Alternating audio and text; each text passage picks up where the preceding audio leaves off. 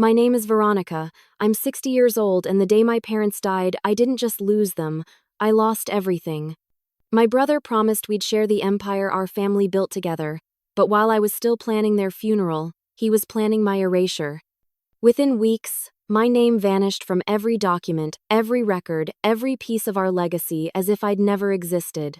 That's when I realized the real thief wasn't outside the family, he was sitting right beside me. I grew up believing that loyalty was something you could hold in your hands, that it had weight, like the smooth walnut of a freshly carved chair, or the smell of varnish in our father's workshop. My brother Adrian and I learned everything side by side in that place. I was the one who loved to sketch designs, to imagine shapes no one else could see yet. Adrian was different, he was practical, sharp, already thinking about profits before we even knew what the word meant. Our parents, Jonathan and Elise Halworth, owned Halworth Designs, a furniture company that had been in our family for 3 generations. It wasn't just a business to them, it was an inheritance of dreams. Every table, every handcrafted chair carried our family's name, carved into the wood with quiet pride. As children, Adrian and I spent hours after school in the workshop, pretending to be little executives. I'd draw ideas on scraps of paper while he'd make notes about what materials we'd need. We'd laugh about one day running the company together.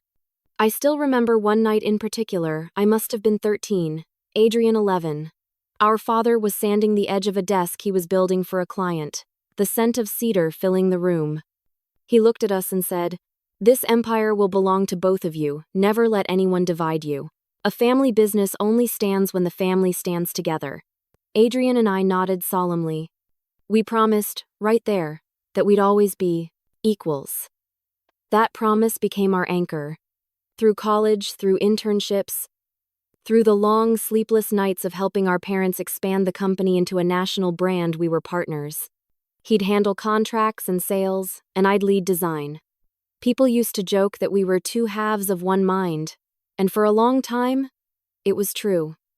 But things started to shift when our parents' health began to fade. First, our father's back gave out from years of labor in the workshop. Then our mother began battling high blood pressure that turned into something far more serious. Suddenly, Adrian was spending more time at the corporate office, while I stayed at the family estate helping them. At first, I thought it was fair we each had our roles. He would handle business, and I would care for the people who had cared for us. But slowly, I began to notice small things that didn't feel right. He stopped looping me in on meetings. Contracts came through that I hadn't approved. New hires were made under his authority alone. When I asked, he brushed it off with that smooth, charming tone of his. "Just temporary, Veronica. You've got enough on your plate with Mom and Dad. Don't worry, I've got everything handled." He said it so gently, so confidently, that I believed him. As our parents' health declined, they often called us both into their bedroom to talk about the future. They didn't want to make things complicated with lawyers or paperwork.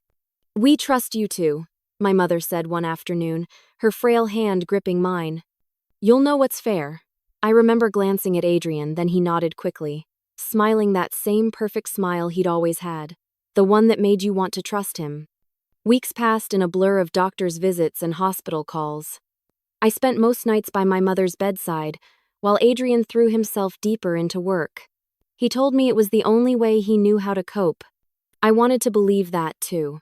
But I couldn't ignore the edge in his tone when he spoke about the company as if it already belonged to him. Still, I kept my promise. One evening, when my mother was particularly weak, she whispered, "Take care of your brother, Veronica. He's ambitious, but he's still that little boy who looked up to you." I smiled through tears. "I will, Mom. Always." If I'd known what was coming, maybe I would have chosen my words more carefully. That night, Adrian came home late. His tie loosened and his eyes shadowed. He poured himself a drink and sat beside me in the study. "You should get some rest," he said softly. "You've been running yourself ragged." "I can rest when they're better," I replied. He smiled faintly. "They'd be proud of you, you know, of how you've taken care of everything." It was one of the last kind things he ever said to me. A few weeks later, I woke to the sound of rain beating against the windows. I had been sorting through old invoices when my phone rang, an unfamiliar number flashing on the screen. "Hello?" I answered groggily. A voice I didn't recognize spoke quickly, trembling. "Is this Miss Halworth? I'm calling from St. Mary's Hospital. There's been an accident. Your parents—" I didn't let her finish. My heart started pounding so hard I could barely breathe. The papers in my hand slipped to the floor as I grabbed my coat and ran for the door. By the time I reached the hospital, the corridors smelled of antiseptic and sorrow. Adrian was already there, standing by the window, his face pale and unreadable. For a split second, I thought he was crying, but when he turned toward me, I realized his eyes were completely dry. That moment, that still, unbearable silence between us would haunt me for years to come. When I arrived at the hospital, I could still smell the scent of my mother's perfume on my coat, and for a moment, I believed they'd be okay. The drive to St. Mary's felt endless, even though it was only 20 minutes from the estate. The rain blurred everything, the road, the streetlights, even my thoughts. I remember gripping the steering wheel so tightly my hands hurt. I kept repeating to myself, "They'll be fine. They always pull through. They'll be fine." When I ran through the hospital doors, a nurse recognized my name and led me down a long, sterile corridor. My shoes squeaked against the linoleum as she spoke in a quiet, practice tone. "There's been a collision on Highway 16. They were both brought in by ambulance." Her voice faded as my heart raced ahead of her words. Then I saw them. My father, pale and still, tubes running from his arms. My mother beside him, her face almost peaceful.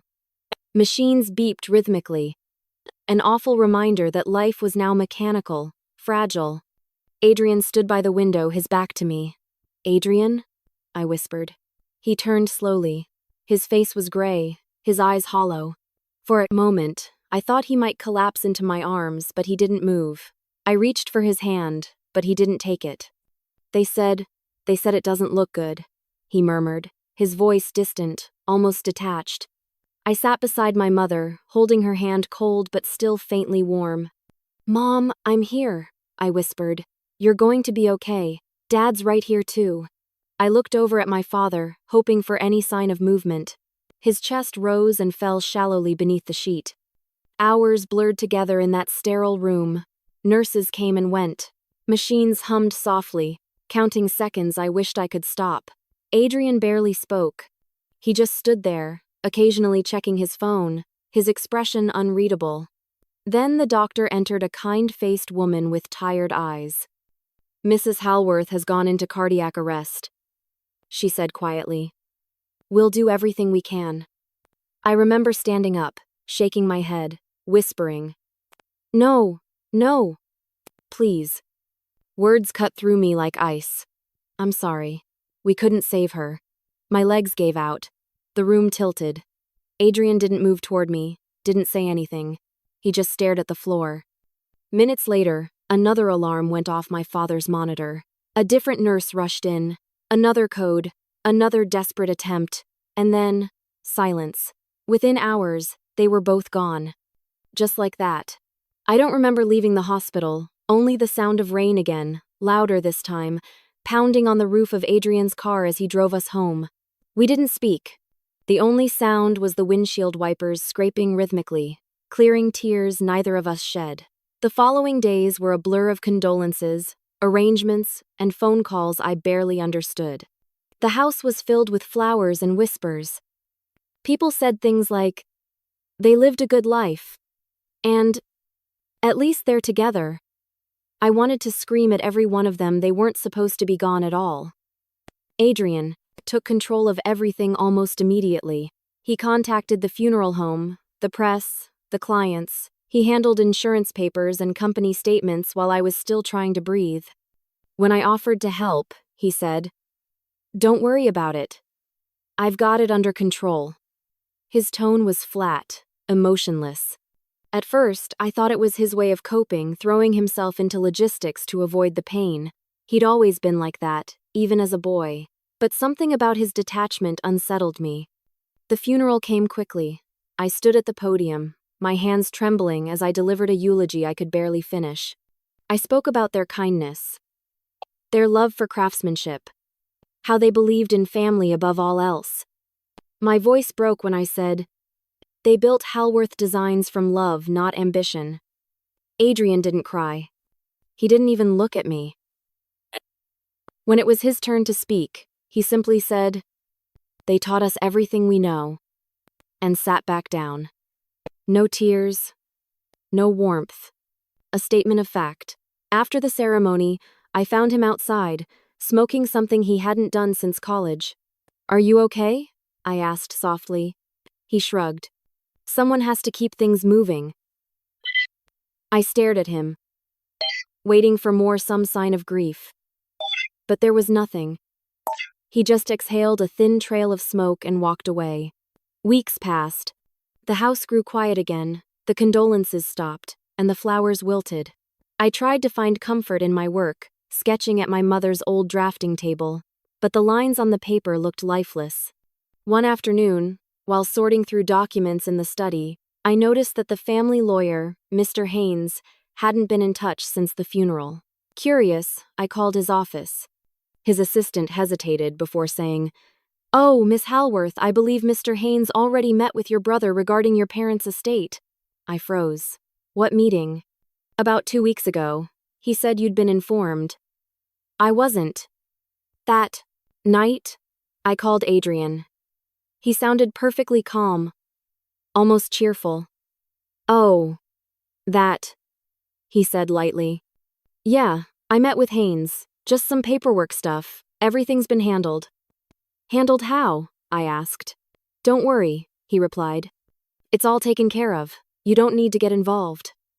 Something about the way he said, "You don't need to get involved," made my stomach twist. But I forced myself to believe him. He was my brother, after all. Maybe he just wanted to protect me from the stress. Days went by, but that unease lingered, growing heavier each time I thought about it. One evening, as I was preparing to go through my parents' remaining personal effects, my phone rang again. The number was unfamiliar, but the voice was not. "Miss Halworth?" "This is Mr. Haynes." His tone was hesitant, cautious. "Yes, of course," I said. "Is everything all right?" There was a long pause before he spoke again. "I just wanted to confirm something. I received the documents you signed regarding the transfer of company ownership." I frowned, confused. "What documents?" "The ones Adrian submitted," he said slowly. "He told me you'd already reviewed them, but I just wanted to check, since your signature looked different." My blood ran cold. "I never signed anything," I whispered. Silence stretched on the line. Then, the lawyer exhaled shakily. "Then we may have a very serious problem, Miss Halworth." When I saw my own name signed in elegant loops I'd never written, I realized my brother had erased me with a pen. The next morning, I met Mr. Haynes at his office, a place I'd visited countless times as a child with my parents. The smell of old books and polished wood used to feel comforting. That day, it felt suffocating. He stood when I entered, his expression nervous, his hands clasped in front of him. "Veronica," he began softly, "I'm truly sorry to bother you with this, but I thought it best to verify in person." He motioned for me to sit, then opened a thick folder. Inside were several official-looking documents, stamped with seals, signatures, and legal jargon that blurred before my eyes. "This," he said, tapping one page, "is the transfer agreement for Halworth Designs. According to this, full ownership and controlling interest were moved to your brother, Adrian Halworth. These were supposedly signed by both of you, witnessed, and notarized." He slid the papers toward me. My hands trembled as I took them. My name, Veronica Elise Halworth, was written in graceful loops, perfectly mimicking my handwriting. Except it wasn't mine. My throat tightened. "This isn't my signature," I said quietly. "Mr. Haynes's face paled. "I thought as much. But the notary confirmed it. The forms have already been filed." I stared at him, disbelief flooding me. "You're telling me my brother forged my signature and transferred everything into his name and no one noticed?" He hesitated, adjusting his glasses. Veronica, I've worked with your family for decades. I trusted Adrian when he said you'd reviewed everything. And, he lowered his voice. He offered a sizable bonus for processing it quickly. I shouldn't have accepted. I realize now how wrong it looks. I felt like the ground had tilted beneath me. Everything the empire my parents built, the legacy I'd nurtured, had been stolen in plain sight. I left his office without another word. The air outside was cold and sharp, and my hands shook as I dialed Adrian's number. He answered on the third ring, sounding calm. Veronica, everything okay? Don't you dare act casual with me, I snapped. I just came from Haynes's office. You forged my signature. There was a pause, then a soft chuckle. You're overreacting. Overreacting? You committed fraud. He sighed. Look, we both knew someone had to take control. The company needed a single voice. You were grieving, emotional. It wasn't the time for joint leadership. Joint leadership? That's what our parents wanted, I shouted. For the company's good, I had to act, he replied, his tone firm now. You'll thank me later. I could hear the arrogance in his voice. That cold self-assuredness that made my blood boil. You stole from me, I whispered. No, he said. You stepped aside. You might not remember the week of the funeral was chaotic. You said you wanted distance from all this. My jaw dropped. That's a lie. Believe what you want, he said smoothly. But as far as the board and the lawyers are concerned, you signed those papers. Then he hung up. I stood in the middle of the sidewalk, the sound of the city fading into nothing. My brother, the boy I once built toy furniture with, had just gaslighted me into silence. Over the next few weeks, the betrayal spread. Like a quiet infection, family friends stopped calling. Clients I'd known for years began avoiding me. When I reached out, their responses were awkward, restrained. Oh, Veronica, one woman said over the phone. Adrian mentioned you were retiring. I thought you were taking a step back. Retiring? I repeated. Who told you that? Adrian did. He said you were focusing on art now. I hung up without replying. My hands were shaking again. Soon after, I saw the first press release. Halworth Designs announces new vision under CEO Adrian Halworth.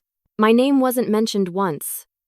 Not in the history, not in the creative credits, not even in the design archive.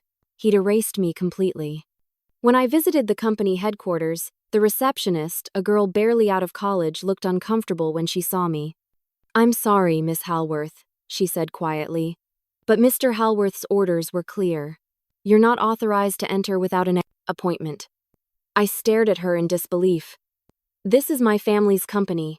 She looked away. I know, ma'am, but I have to follow policy. I pushed past her and made it to the elevators before two security guards intercepted me. We're going to have to ask you to leave, ma'am, one of them said firmly. My voice cracked. This is my building. They didn't respond. As I walked out into the sunlight, tears blurred my vision. I could almost hear my father's voice again. Never let anyone divide you. And yet here I was, standing outside the very walls that once held our shared dream, now treated like a stranger. That night, I sat in my parents' old study, surrounded by pieces of my life that no longer had meaning, framed magazine covers, award plaques, old sketches yellowed with time. My name was etched on them all, but it felt like someone else's. How could I have been so blind? How could I have trusted him? I poured myself a glass of wine, but it didn't dull the ache. The silence of the house was unbearable. I turned on the desk lamp and ran my fingers over the worn wood of my father's desk, remembering the countless times he'd sat there, smiling at us as we argued over designs. As I opened one of the drawers, something caught my eye, a small flash drive tucked beneath a stack of old invoices. It was wrapped in a faded note written in my father's handwriting.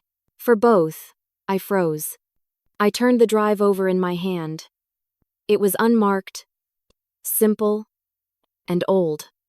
My father had always been meticulous. He wouldn't have labeled something like this without reason. My heart started pounding. What could possibly be on it? I glanced around the empty study, the ticking clock, the dim light, the faint smell of cedar still clinging to the air. For the first time since my parents' deaths, a flicker of something stirred inside me, not grief, not anger, but something sharper. Determination. If Adrian thought he could erase me, he was about to learn how wrong he was. For the first time since their deaths, I heard my father's voice calm, measured, and filled with secrets. I held the small flash drive in my hand for nearly an hour before I could bring myself to plug it in. Something about my father's handwriting on that faded note made my heart ache. For both, it felt like a message meant for a different time, a different version of us before greed, before betrayal, before my brother became a stranger. When I finally connected it to my laptop, the screen flickered for a moment before a single video file appeared. It was dated 3 months before the accident. My hands shook as I pressed play. The screen filled with the familiar sight of my parents sitting side by side in the study. My mother's soft smile. My father's steady gaze. They looked older, tired perhaps, but there was a warmth between them that radiated through the screen. "Veronica, my," father began, "and Adrian, if you're watching this, it means your mother and I are gone." My breath caught in my throat. Hearing his voice again, calm, deliberate, filled with love, felt like being pulled back into the past. My mother reached out and held his hand. "We made this because we know how families can change after loss," she said gently. "And we want to be clear about what we built." My father nodded. Halworth Designs was never meant to belong to one person. It was meant to thrive on balanced creativity and business, art and order. You two embody that balance. You both are the company. I swallowed hard, tears stinging my eyes. I could almost feel Adrian beside me as children, both of us watching our father sandwood with those steady hands. "But," my father continued, his voice lowering slightly, "we've seen ambition tear apart families before, which is why we left safeguards in place." He leaned forward. "There is a secondary design, our archive, one that includes all of the intellectual property rights to the original Halworth blueprints. They're registered under Veronica's name, though few know it." I gasped. "Under my name," I whispered to the empty room. "Those assets, and the additional shares linked to them, will remain dormant unless both of you act together," he went on. "If one betrays the other, the company will fall." My mother added softly, "Promise us, you'll choose family over power." The screen went dark. I sat there frozen, the silence of the room pressing down on me. My parents had known. They'd seen something coming, some potential fracture between us, and they tried to protect both of us from it. But Adrian had taken everything anyway. For the first time since their deaths, I felt a flicker of something that wasn't grief or despair. It was clarity, proof that I wasn't wrong. My parents had intended for me to share the company, and they'd hidden evidence to ensure it. The next morning, I drove to the family estate, the one place that still smelled like cedar and lemon oil. The house stood quiet, heavy with memories. I hadn't been there in months, not since the funeral. Dust had settled over everything, but I felt my parents' presence in every creak of the floorboards. I went straight to the attic, the place where my father had kept old ledgers and sketches from his early years. It was dimly lit, the air thick with the scent of age and wood shavings. I climbed the narrow stairs, heart pounding. I searched through boxes labeled invoices and blueprints, flipping through brittle paper and faded ink. Then, tucked behind a chest, I found a wooden box I'd never seen before. It was carved with the Halworth crest, a pair of intertwined oak leaves. Inside was a small, leather-bound ledger. The first page was dated 20 years ago. The handwriting was my father's. As I flipped through, I realized it was no ordinary record book. It listed every design, patent, and copyright he'd ever registered. And several pages were marked with my initials, VEH. Each one corresponded to designs I'd made. Dining sets, armchairs, tables, all officially credited to me, each with patent numbers and ownership documentation. Intellectual property worth millions. He'd protected my work quietly, methodically, and he'd done it in a way Adrian could never touch without my consent. For a moment, relief washed through me. My parents hadn't forgotten me.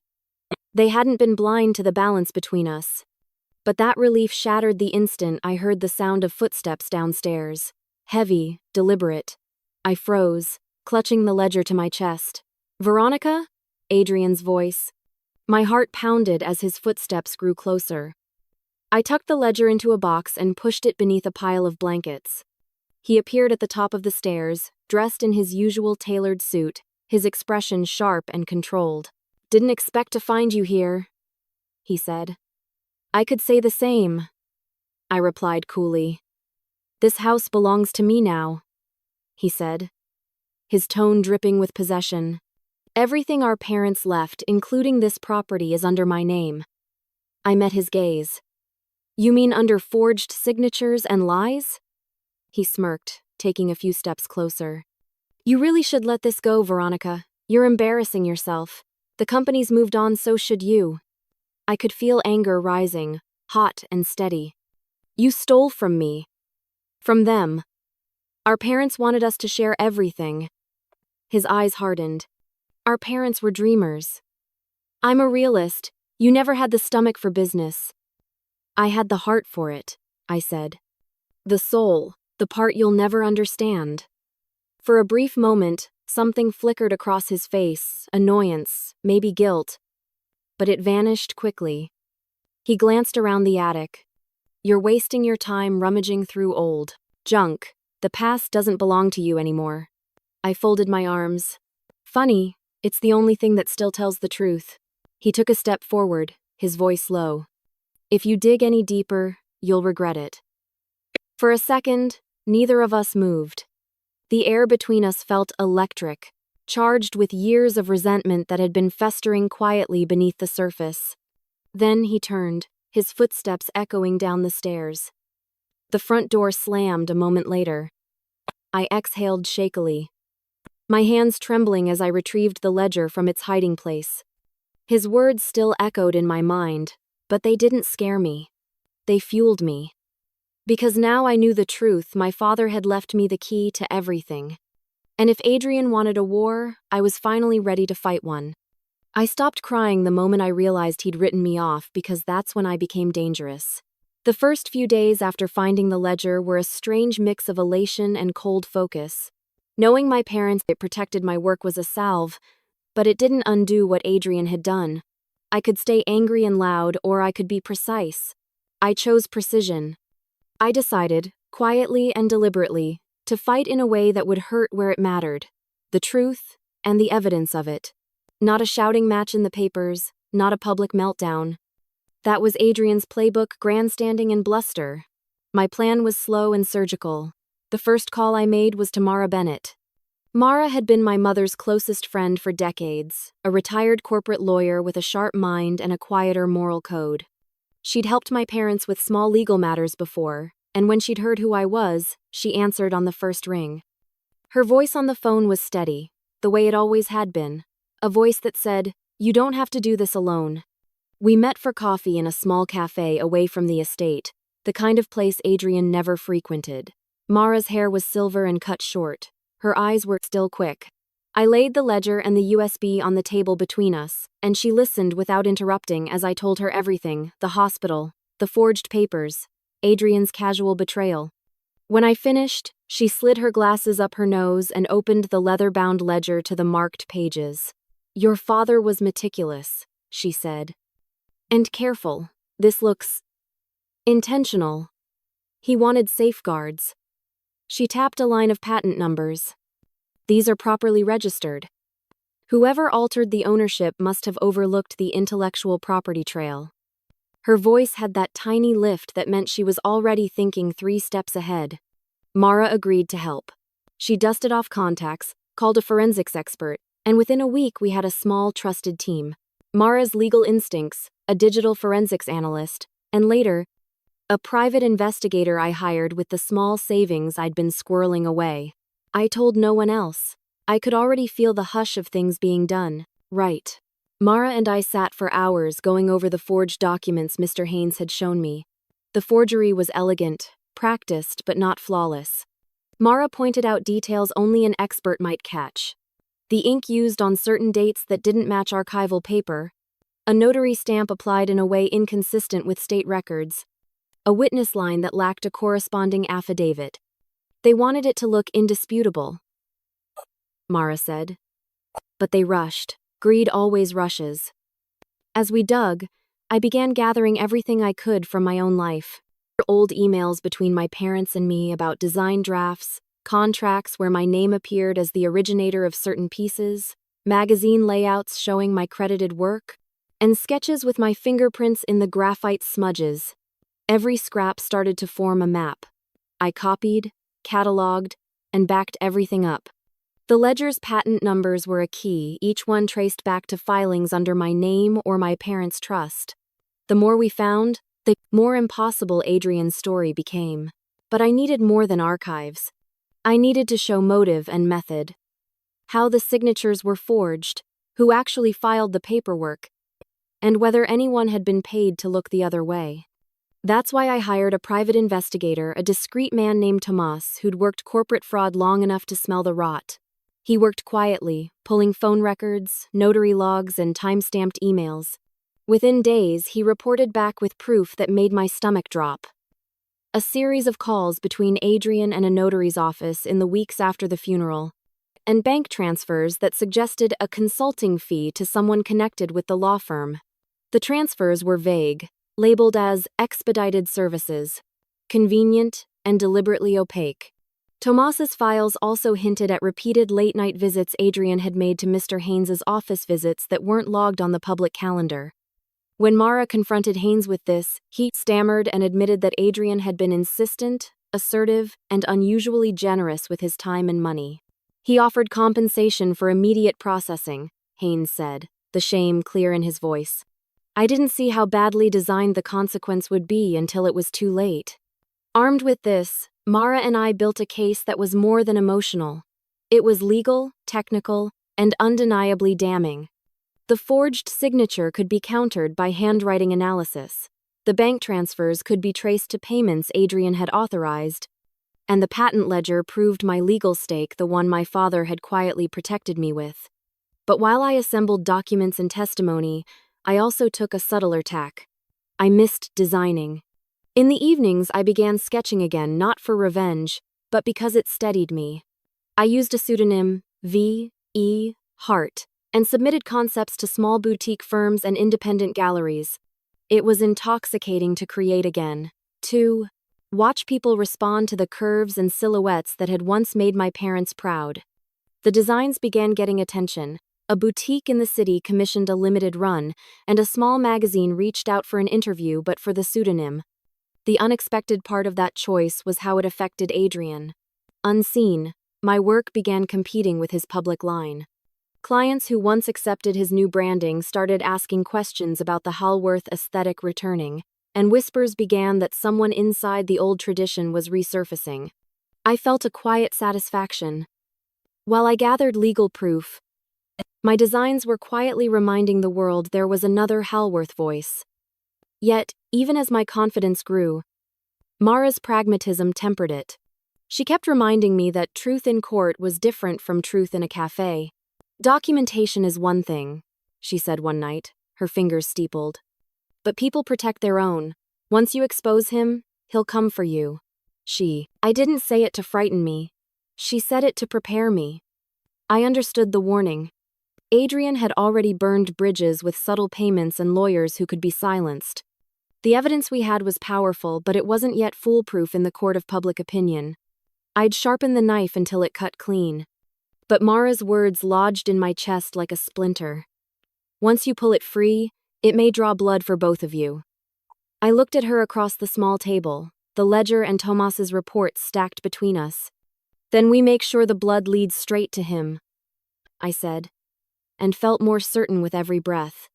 Mara reached across and squeezed my hand briefly, her eyes steady and fierce. Good, she said, because he underestimated you. Outside, the evening city buzzed, oblivious to our quiet conspiracy. Inside, I began to map the next moves, legal notices, forensics, and a controlled leak to the right journalist. Adrian believed he had erased me. He had no idea I was building a mirror that would reflect everything he wanted to hide. As Mara packed up her briefcase, she paused at the door and looked back. "Remember," she said softly, the warning clear. "Once you expose him, he'll come for you." The words hung in the air like a storm cloud, a final, sharp cliff before the thunder. There's a special kind of satisfaction in silence, in watching something unravel without ever raising your voice. I used to believe revenge came in grand gestures, but I learned quickly that the sharpest blows are the ones no one sees coming. Mara and I had agreed, one small spark first. Nothing explosive, just enough to plant a seed of doubt in Adrian's perfect kingdom, a whisper in the right ear. So I sent an anonymous email to a business columnist known for her investigative streak, a woman who'd built her reputation on unveiling scandals hidden beneath luxury branding. The subject line was simple: an heir who betrayed his family. Legacy. Inside, I included only enough detail to make her curious. Forged signatures, silenced partnerships, and a quiet corporate coup. I didn't name Adrian or the company. I didn't have to. The right journalist could smell blood before seeing it. A week later, the story dropped on a popular online business site. Whispers of fraud in a family empire, who betrayed whom at the House of Halworth. It didn't accuse anyone directly, but the timing and the hints were enough. The article ended with a question that made me smile. Has tradition been traded for treachery? I woke up to my phone vibrating nonstop. Adrian was trending. Investors were calling emergency meetings. And by noon, his official statement was out, polished, defensive, and desperate. Halworth Designs remains a united family company. Rumors of internal conflict are entirely false, he declared on camera. His practiced smile faltering just slightly at the corners. He'd always been good at lying, but I knew him too well. The tightness around his jaw, the flicker in his eyes, those were tells. He was rattled. Mara and I didn't celebrate. We worked. Quietly, she filed an official claim anonymously citing design theft and forged documentation, backed by digital evidence from the investigator and samples of my genuine signature. We didn't name me as the plaintiff. We simply called it the estate of Veronica Elise Halworth. A ghost haunting the paper trail he thought he'd buried. Adrian's legal team went into overdrive.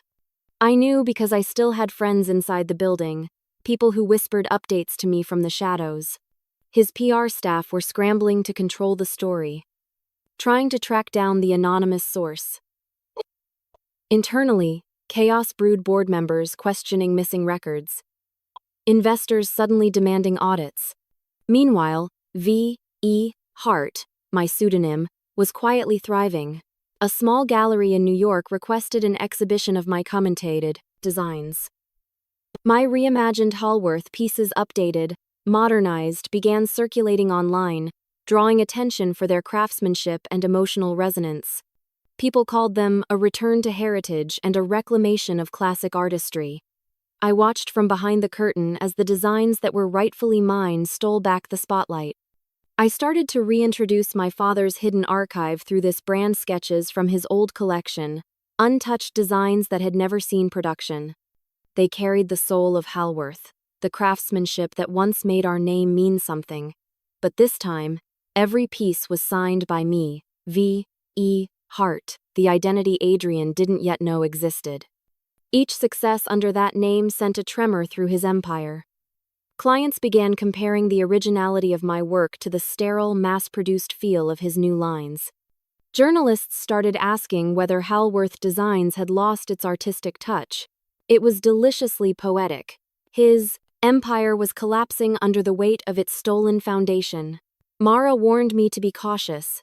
"You're poking the bear," she said, reviewing the mounting legal filings.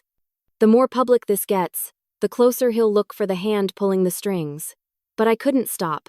For the first time in years, I felt alive. Each move, each small revelation, restored a part of me he'd tried to erase. Power didn't feel like shouting anymore, it felt like patience, control, timing. Then, one morning, Tomás the investigator called. "You might want to sit down," he said. "What happened?" "Adrian's company is being audited. 3 major investors have frozen contracts. They're citing concerns about transparency. He's hemorrhaging money. I didn't sit. I stood by the window, watching the city glimmer beneath me. The empire he stole was cracking, piece by piece, and the sound of it breaking was beautiful. Still, a small thread of fear wound through the satisfaction. If Adrian was desperate enough, he'd dig deeper. He'd look for anyone connected to the leaks, the filings, the designs. He wasn't stupid, ruthless, yes, but not stupid. That evening, Mara came over with a folder of new evidence. She looked at me with something between pride and warning. "You've done more damage in 2 weeks than most lawsuits do in a year," she said. "I'm just getting started," I replied. "Good," she said softly. Then her tone shifted. "But be ready, Veronica. Once a man like Adrian starts losing control, he stops playing by the rules." I nodded. "That's why I don't play by them either." Hallworth Designs issued a public notice about ongoing malicious attempts to undermine the company's leadership. Adrian's statement was full of bluster about false allegations and anonymous defamation. I could almost hear his voice shaking beneath the corporate polish. The irony was delicious. He'd built an empire on my designs and my name, and now he was defending it against ghosts of his own making. Meanwhile, the New York Design Journal ran a feature on V.E. Hart, praising the mysterious artist who reinvigorated the lost soul of Hallworth craftsmanship. They included side-by-side comparisons of my work with the original Hallworth pieces, highlighting the continuity. I remember staring at the article, laughing quietly. It wasn't revenge. It was reclamation. But as quickly as satisfaction bloomed, dread crept in to choke it. 2 days later, Tomas sent a short message. "He's looking for you." I froze. "What do you mean?" He called me immediately. "He's been asking questions, private ones. He's paying for background checks on design firms connected to the V.E. Hart name. He knows the work is linked to someone from his past. He's closing in." I hung up, my pulse hammering. The walls suddenly felt smaller. Every sound in the house seemed too loud. That night, I sat at my desk, staring at the USB drive that had started it all. My father's voice echoing in my head. "If one betrays the other, the company will fall." I wondered if he'd ever imagined this kind of collapse, not just of business, but of blood. Mara's words came back to me, clear as glass. "Once you expose him, he'll come for you." I thought I was ready. But when the knock came at my door, sharp, deliberate, unmistakable, I knew the moment I'd been preparing for had arrived. I rose slowly, every nerve alive. Through the frosted glass, I saw the faint silhouette of a man in a tailored coat, standing perfectly still. Then a voice, low and too familiar. "Open the door, Veronica. We need to talk." When I opened the door, he wasn't my brother anymore, just a man afraid of losing everything. I didn't open the door right away. The sound of his knock, sharp, rhythmic, deliberate, vibrated through the floorboards and into my chest. For a moment, I thought of pretending I wasn't home. But then I saw the shape of his shadow through the glass. Waiting. Unmoving. I took a deep breath and unlocked the door. Adrian stood on the porch, rain clinging to his coat, his expression hard and electric. There was no trace of the polished CEO the world knew. His tie hung loose, his eyes were bloodshot, and for the first time in my life, he looked desperate. "May I come in?" he asked, though it sounded more like a command. I stepped aside silently. He brushed past me, tracking wet footprints across the floor. The air between us felt heavy, charged with years of things unsaid. He turned toward me, voice tight. "You've been very busy, haven't you?" I folded my arms. "I'm not sure what you mean." His jaw flexed. "Don't play games with me. You think I don't know about the leaks, the articles, the anonymous claims?" He took a step closer, his voice rising. "You're trying to destroy me." "No," I said evenly. "You did that yourself." His laugh was short, sharp, humorless. "You always did have a talent for self-righteousness." "And you," I replied, "always had a talent for taking what wasn't yours." That hit him. I could see the flicker of anger flash in his eyes before he masked it again. "Withdraw the claim," he said. "Now, before it goes too far." "I won't. You don't understand what you're doing," he snapped. "The company is bleeding money. Investors are pulling out. I'm in debt up to my neck because of this circus you've started." "Then maybe you shouldn't have built your empire on lies," I said. He slammed his fist against the wall, the sound reverberating through the room. "Don't you dare talk to me like that. You think you're innocent? You think you're some saint of craftsmanship? You left me to run that company alone while you played nursemaid to Mom and Dad." I stared at him, stunned by the venom in his tone. "I stayed because they were dying, Adrian. You ran from it." His face twisted. "I was saving the company. Someone had to keep it alive." "At what cost?" I whispered. "You forged my name. You bribed people. You buried me." "I did what I had to," he roared. "Everything I've done, everything was for the good of Halworth Designs." "No," I said quietly. "It was for you. You never cared about the legacy, only the control." For a moment, silence filled the space between us. Only the ticking of the clock and the faint hiss of rain against the windows broke it. Then he exhaled slowly and smiled, a cold, thin smile I didn't recognize. "You think you've won," he said. "But you don't understand how this world works. I have people, Veronica. I can make every document, every file you've collected disappear. All your so-called proof? Gone." He turned slightly, surveying the room like a predator calculating its next move. "If I can erase you once, I can do it again." I felt my pulse quicken, but I didn't move. Instead, I reached behind me, to where my phone rested on the table. I pressed the side button once the recording app came to life. The red dot began to blink. I let him keep talking. "Do you know how easy it was?" he said, almost taunting now. "One signature, one notary, one terrified lawyer who wanted to keep his job. You handed it all to me, Veronica. All I did was pick up what you dropped." "You forged my signature," I said softly, trying to keep my voice even. He smirked. "Don't act surprised. You always said you trusted me." "And the bribes? The notary? The bank transfers?" I asked carefully. He hesitated only a second, but it was enough. "You really shouldn't know about that," he said, his confidence faltering just slightly. "Those people were paid to make things simple, to keep the machine moving. That's business." I kept my voice calm. "No, Adrian. That's fraud." He froze, realizing what he'd said. But it was too late.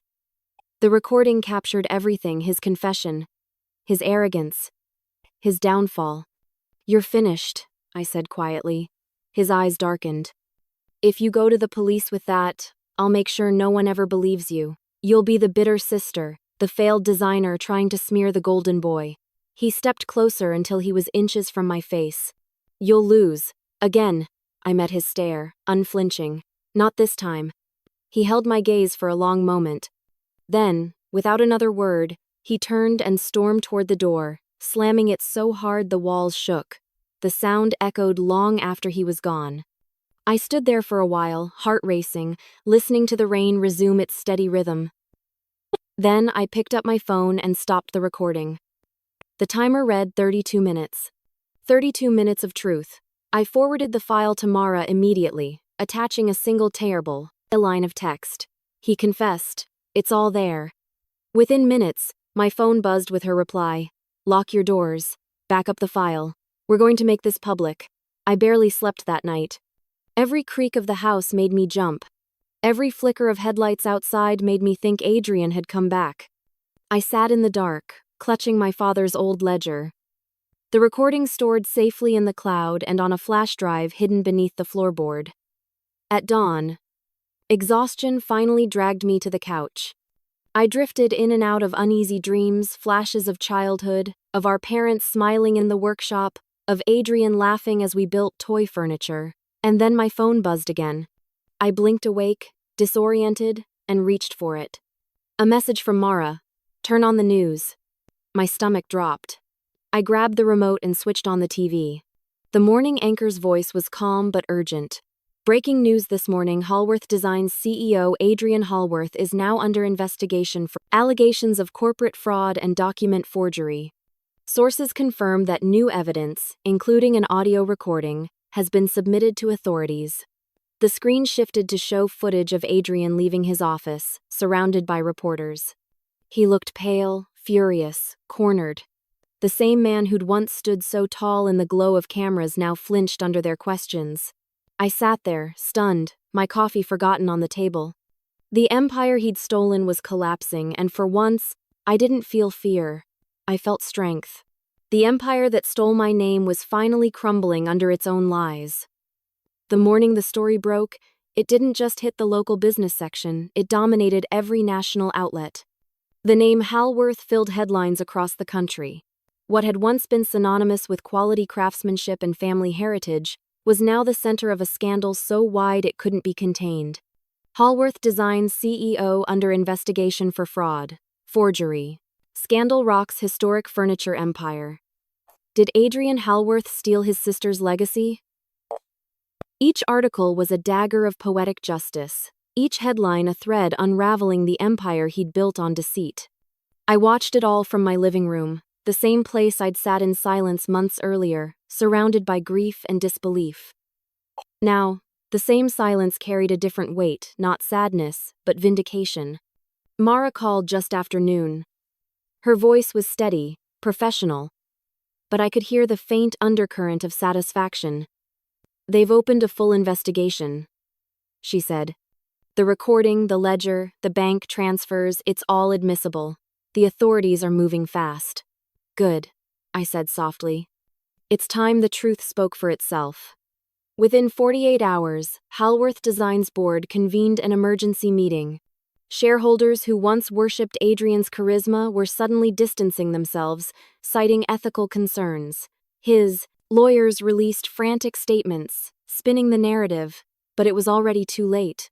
The audio file had gone viral, his voice admitting to forgery and bribery, every word immortalized online. I tried not to watch the footage of him leaving his office as reporters surrounded him, but I couldn't look away. He pushed through the cameras, his once pristine suit wrinkled, his eyes wild. One reporter shouted, "Mr. Hallworth, did you really forge your sister's signature?" He didn't answer. He just kept walking, jaw clenched, shoulders rigid. The mighty air reduced to silence. The court hearings began quickly. Mara sat beside me at the long oak table, her hand occasionally steadying mine when the proceedings dredged up more pain than pride. The prosecutor's voice was firm as they presented the timeline: forged documents, fraudulent filings, illegal transfers. Then came my turn, the evidence of my designs, patents in my name, contracts Adrian had hidden. When the judge looked at me and said, "Miss Hallworth, these rights are legally and irrevocably yours," something in me broke, not from sadness, from release. It felt like the weight of years had been lifted from my chest. After the session ended, Mara leaned close and whispered, "It's over, Veronica. You did it." But I didn't feel victorious yet. Not until I stood where it all began. 2 weeks later, I walked back into Hallworth Design's headquarters for the first time in years. The building loomed ahead, just as beautiful and cold as ever. The glass facade reflected the morning light, almost blinding, as though it refused to show me what was inside. The moment I stepped through the revolving door, memories collided with reality. The scent of varnish, the muted hum of voices, the faint echo of footsteps on marble, it all came rushing back. But now, instead of whispers and pitying glances, people looked at me with quiet respect. Some even nodded subtly as I passed. They knew. At the end of the main hall hung the large portrait of my father, paint faded, frame slightly tarnished, but his gaze just as steady. I stood before it, my reflection merging with his in the glass. "We did it," I whispered. "You and I." Behind me, the board members waited nervously in the conference room. When I entered, the chairman, a man who had once supported Adrian without question, rose to greet me. "Miss Hallworth," he said, "on behalf of the board, I want to apologize. We should have listened sooner." I nodded politely. though words felt unnecessary. I wasn't here for apologies. I was here to take back what was already mine. Mara handed me the final documents, the reinstatement papers officially naming me the creative and legal owner of Halworth Designs. My signature, my true one this time, flowed across the page. It wasn't triumph, I felt it was peace. When I stepped outside again, the air was cool and sharp. Reporters gathered by the entrance, their cameras flashing. I wasn't there to perform. I walked past them quietly, head held high. And that's when I saw him. Adrian stood on the opposite side of the street, surrounded by police officers. His hands were cuffed behind his back. He looked smaller somehow, the arrogance stripped away, his shoulders slumped. The man who had stolen everything now had nothing left to hide behind. As they led him toward the waiting car, our eyes met. For a brief second, I saw the boy he once was, the boy who used to carve toy chairs beside me, laughing when our father praised us both. Then the moment vanished, swallowed by the flashing lights. There was no gloating in me, no satisfaction in watching him fall. Just a quiet, aching grief for what we'd lost long before the law ever got involved. Inside the building again, I found myself alone in the main hall. I looked back at my father's portrait. Something about the frame caught my eye, a small, uneven edge along the inner panel. I reached up and pressed gently, and to my surprise, the back shifted slightly open. A thin envelope slid out, aged and delicate, with my name written in my mother's familiar cursive, "For Veronica." My hands trembled as I unfolded it. The ink was faded, but her handwriting was steady. "My dearest Veronica, if you're reading this, it means the world has already tested you in ways I prayed it wouldn't. Your father and I always knew your heart was your greatest strength and your greatest vulnerability. You lead with compassion, even when others mistake it for weakness. If Adrian ever loses his way, remember that forgiveness does not mean surrender. The legacy of Halworth is not the furniture, the profits, or even the name, it's the integrity behind it. Protect that, my love, and you'll never lose yourself. You were always the soul of this family. Let that guide you home." Tears blurred the words as I read them again and again. She had seen it all coming, maybe not the details, but the shape of the storm, and she'd left me this final compass to steer by. I pressed the letter to my chest, standing beneath my father's portrait, and felt something inside me settle. The company was mine again, yes, but so was my peace. Outside, the crowd began to thin. The flash of cameras fading into the distance. Justice had spoken, and for the first time in years, I wasn't defined by what had been taken from me. I was defined by what I'd reclaimed. In the end, I didn't take back the empire for revenge. I took it back to remember who I was before he tried to erase me. The letter from my mother stayed on my desk for days, its corners softening from how often I opened it. I must have read it 100 times, not because the words changed, but because I did each time I read them.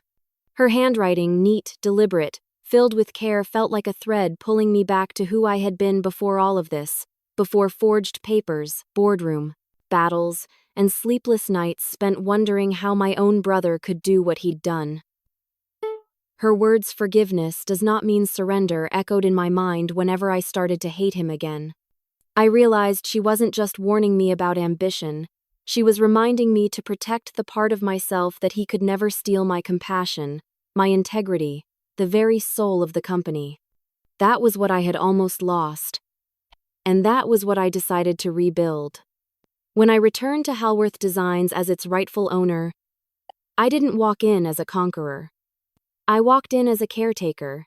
The empire my parents built had been tainted by lies, but beneath it still lived their dream and my designs.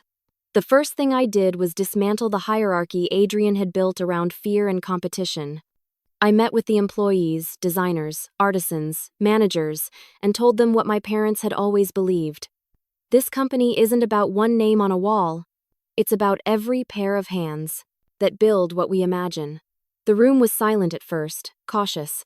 Then someone started clapping, and another, until the sound swelled through the building like a heartbeat returning to a body. I introduced a new company charter based on fairness and transparency. Every employee would share in profits, and every design team would have equal credit.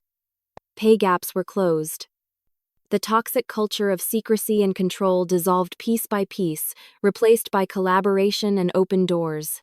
It wasn't easy, rebuilding never is, but it was worth every moment.